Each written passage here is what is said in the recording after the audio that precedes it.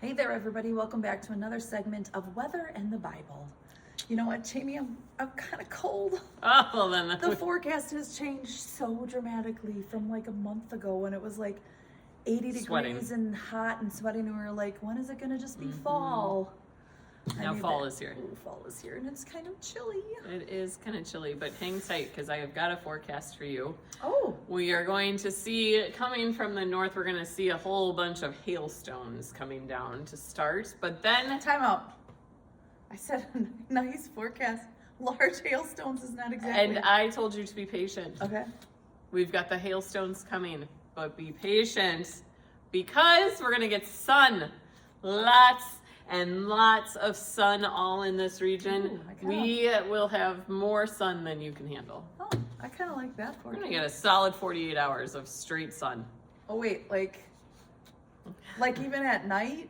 Even at night, solid 48 straight But hours we're in of sun. Wisconsin. We're nowhere near Alaska. Yep, nope, we are going to have straight sun. The sun will stand still.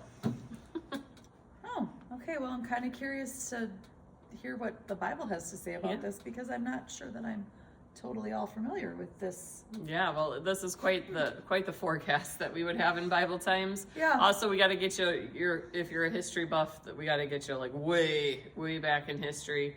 We're talking Old Testament. We're talking Joshua. Oh. Yep. We've moved Even on. before he fought the battle of Jericho. So this has nothing to do with Jericho? This is not Jericho. So this Oh. is before Jericho. Joshua and the Israelites are in battle.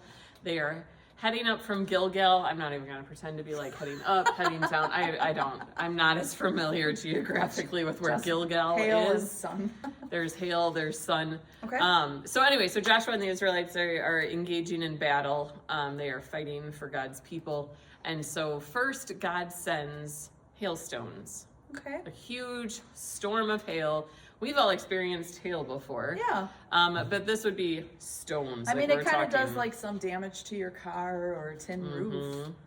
This was enough to kill people. In fact, the Bible tells us in Joshua 10, Wow.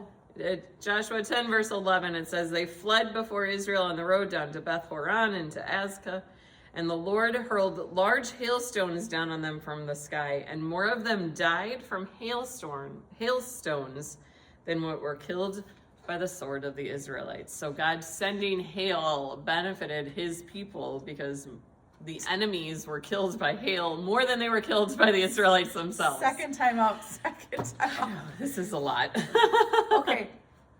But how do you not go like, I'm done, I'm out? There's not anything worth fighting for when my people are getting killed by hailstorms. Also, do you think like, I know this isn't God. This would be me. So a little bit of me is coming through. I think God just sat in heaven. throwing gigantic boulders down on people. Let me just break this iceberg off. I want to know like hailstones. I would love to know like what the size of these just because looks like. Just because we're like super excited when we get like a quarter size, like when Right, people everybody's are, like, taking a quarter pictures. or like a tennis ball. Can you imagine what it had to be if it had to hit somebody and kill them? Yeah. Well, like, what do you Holy compare it to? biscuits. Like, we compare like quarter-sized hail, pea-sized hail, baseball-sized hail. Like, what are hailstones? Yeah, I don't like, know. Okay. house-sized. So Anyways, can we move on to a better forecast? yeah. So then the forecast gets better, right? I guess in the terms of weather, we're Okay. no longer having hailstones, but God then stops the sun. Oh. Okay. Okay. So Joshua pleaded with God. Essentially, he's like, we need more time. We don't want to do this 'Cause they battle didn't in learn the their lesson from the Right. hail in the middle of the right. desert. They're still battling, and so we need more time, and we don't want to do this at night because we don't have flashlights. Yep. And we don't have lanterns that we can turn on, and so battles at night were very dangerous. And so Joshua is saying we can win this battle, but we need more time. So Okay. Joshua chapter 10. Verses 13, and it says, so the sun stood still and the moon stopped till the nation avenged itself on its enemies. As is written in the book of Jasher, the sun stopped in the middle of the sky and delayed going down about a full day. There has never been a day like it before or since. Surely the Lord was fighting for Israel. So God's like, time out, pause the universe. We're gonna pause the universe. Because it's not like Alaska where they just have, I mean, they experience daylight. Alaska is just the way that it's turning, but it's still turning. Yeah. This flat out says God stopped the sun. Like, Right. high noon, pause. Yep. And so the Israelites experienced a full day of battle, but then got an additional day, full day of battle. I don't know if I understand. Oh man, all this is like, you know, very interesting and totally a God thing. I don't know. Can you imagine how exhausted they would have been?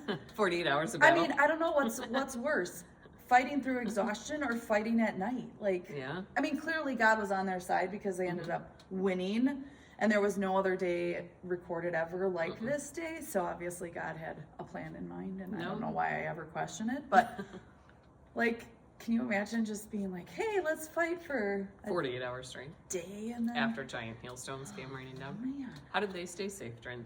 These are the things where Do you you can think point it was to only it. one side? Yeah. Like, Well, this is how you that's can why- say this is a God thing, because but that's why I think God was like specifically like chucking down his hail. hand was in it. We don't know how his hand was in it. He might have just been strategically throwing the dodgeball, but we do know that this is a God thing because there is no other way to justify how the enemies are defeated by hailstones only, The universe and the sun stood still. literally stopped. Yeah. There are places here today that they will say the sun stands still because they experience daylight.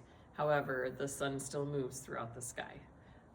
Yeah. The sun here stood still for a whole extra day so that Joshua and the Israelites Could win the battle. could win the battle and defend God's people. All right. Well, these forecasts of yours have been very interesting. I will say that this series has been Lots and very lots of sunshine. eye-opening. When you examine the Bible in this way, you don't really ever pay attention to these things, but it's been kind of cool. So join us next week to see what Jamie's forecast on weather in the Bible is. We'll see you then.